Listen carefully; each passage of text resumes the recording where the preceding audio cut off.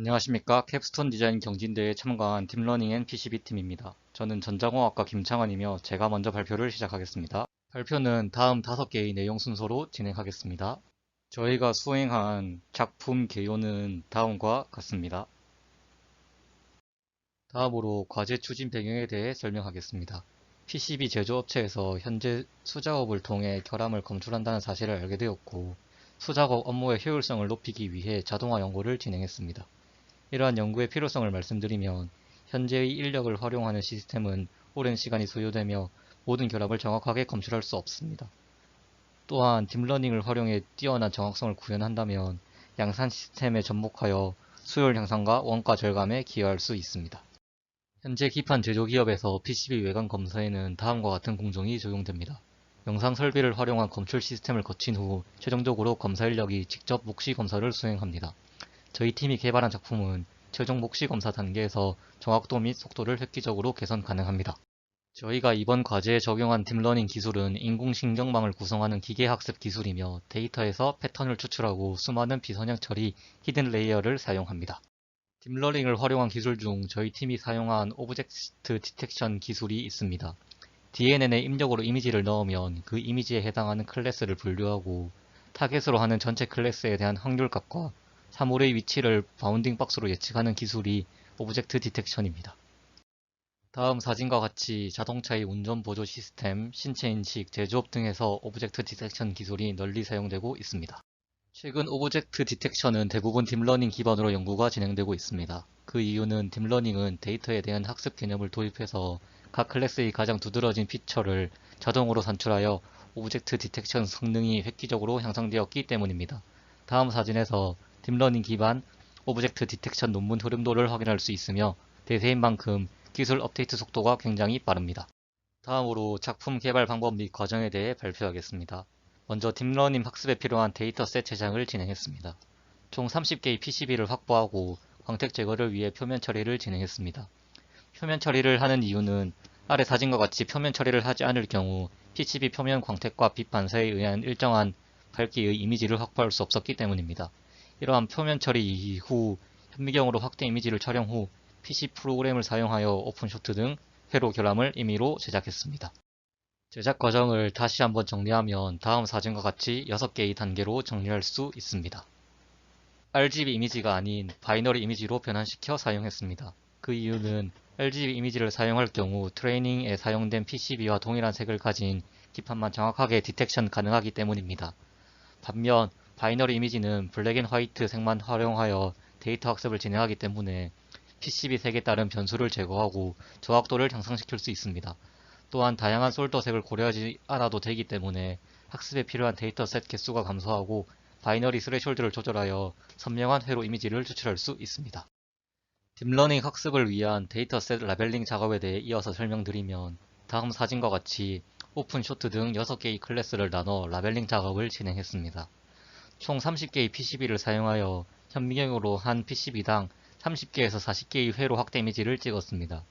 이후 결함 생성과 라벨링 작업을 거친 뒤 이미지 파일과 박스 데이터 텍스트 파일을 추출하여 총 1000개의 트레이닝 셋을 제작했습니다. 지금부터 훈련시킨 딥러닝 모델에 관련해 전자공학과 김동호 학생이 설명을 드리겠습니다.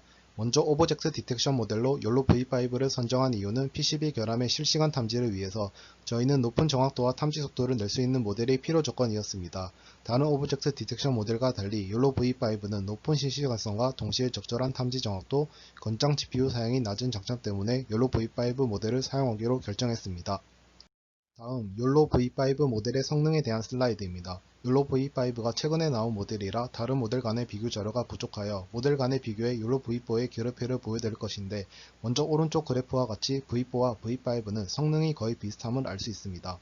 그래서 욜로 V4와 다른 모델 간의 성능을 비교해보면 다른 고정확도 모델과 달리 30프레임 이상에서도 적절한 정확도를 보여줍니다. 이는 저희의 필요 조건과 부합함을 볼 수 있습니다. 욜로 V5의 아키텍처에 대해 간단히 설명드리겠습니다. 욜로 V5 그리고 욜로 모델들의 가장 장점이라고 하면 클래스에 대한 분류와 바운딩 박스를 예측하는 것이 2스테이지가 아닌 1스테이지로 이루어지기 때문에 실시간성이 매우 향상된 점입니다. 이러한 향상은 아래와 같은 아키텍처로 이루어낸 모델입니다.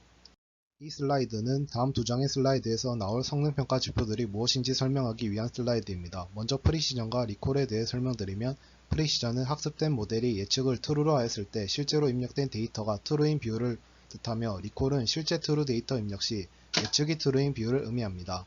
오브젝트 디텍션 정확도 성능평가에 가장 많이 쓰이는 MAP에 대해 설명드리면 먼저 왼쪽 밑의 그림과 같이 리콜 프리시전 그래프의 민 면적을 AP라고 하며 MAP는 각 클래스에 대해 AP를 구하고 그 값을 평균낸 것입니다. MAP 뒤에 붙는 숫자는 IOU로 정답과 X 박스에 겹치는 부분의 비율을 뜻하며 예를 들면 MAP 0.5의 경우는 오른쪽의 그림과 같이 정답 박스와 예상한 박스에 겹치는 부분이 50% 이상의 경우를 true positive로 계산한 것입니다. 이제 저희가 프로그램에 사용할 모델의 최적의 학습 조건을 탐색하기 위한 과정을 보여드리겠습니다. 저희가 제작한 데이터셋을 통하여 학습을 진행하였고, 먼저 데이터셋 수에 따른 성능평가를 통해 데이터셋의 양이 충분한가에 대해 판단해 보았습니다. 보시는 것과 같이 데이터셋의 수가 많을수록 MAP 0.5의 값으로 볼 때 모델의 정확도가 상승하는 경향을 보이나 500개 이후부터는 유의미한 향상이 없었으며 밑에 보이시는 로스도 거의 같은 값으로 수렴함을 볼 수 있습니다. 따라서 저희는 데이터셋을 이 이상으로 늘리기 위해 시간과 비용이 많이 필요하지만 그로 인한 성능 향상을 미미할 것으로 보았습니다. 다음은 적절한 배치 사이즈를 결정하기 위한 테스트들입니다. 왼쪽 밑에 보시는 그래프와 같이 배치 사이즈와 성능은 비례관계가 아니며 보통 2에서 64 사이가 좋은 성능을 보여줍니다. 하지만 정확히 어느 배치 사이즈에서 최적의 성능을 보여주는지는 테스트를 통해 탐색해 봐야 합니다. 그래서 다른 조건들을 고정시키고 배치 사이즈 2, 4, 8, 16개로 변경하면서 정확도와 로스를 비교해 보았습니다.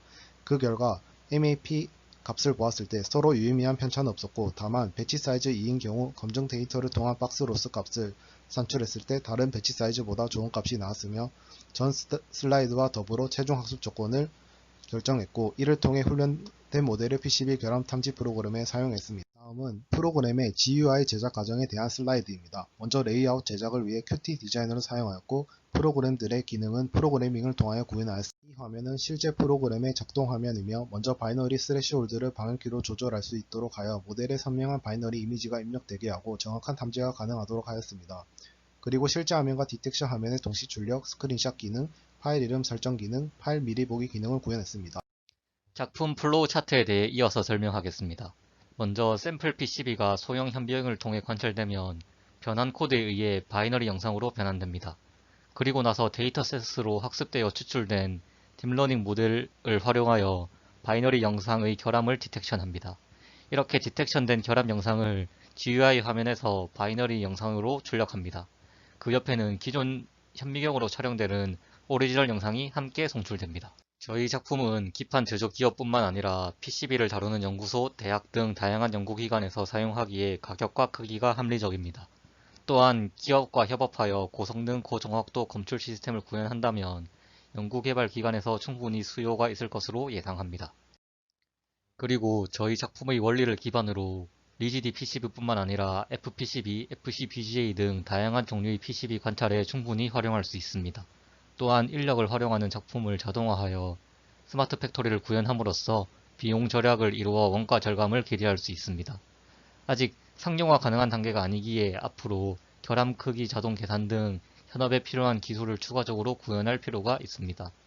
그리고 현미경으로 들어오는 빛 반사와 PCB 광택의 영향을 최소화할 수 있는 연구가 필요합니다. 작품에 대한 이론적인 설명은 여기까지이며 추가적으로 더 자세한 설명은 보고서에 첨부하겠습니다.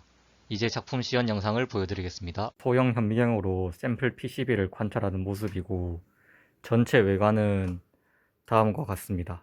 GUI를 실행하면 바이너리 스레숄드가 127로 설정된 상태로 시작이 됩니다. 방향키를 사용해서 다음과 같이 스레숄드 값을 조정하여 선명한 바이너리 영상을 얻을 수 있습니다. 이제 결함 탐지기가 결함을 찾는 모습을 보여드리겠습니다. 지금 화면에서 핀홀, 마우스 비트, 그리고 오픈 결함을 찾는 모습을 확인할 수 있습니다. 다음 화면에서 쿠퍼 결함을 찾는 모습을 볼 수 있습니다. 쇼트 결함을 찾는 모습을 확인할 수 있습니다. 다음 화면에서 스퍼 결함을 찾는 모습을 확인할 수 있습니다. 이런 식으로 결함을 탐지하고 스크린샷 버튼을 클릭하면 결함 탐지 이미지와 원본을 저장할 수 있습니다. 오른쪽에 보시면 저장된 파일이 보임을 확인할 수 있습니다. 시연 영상은 여기까지입니다. 감사합니다.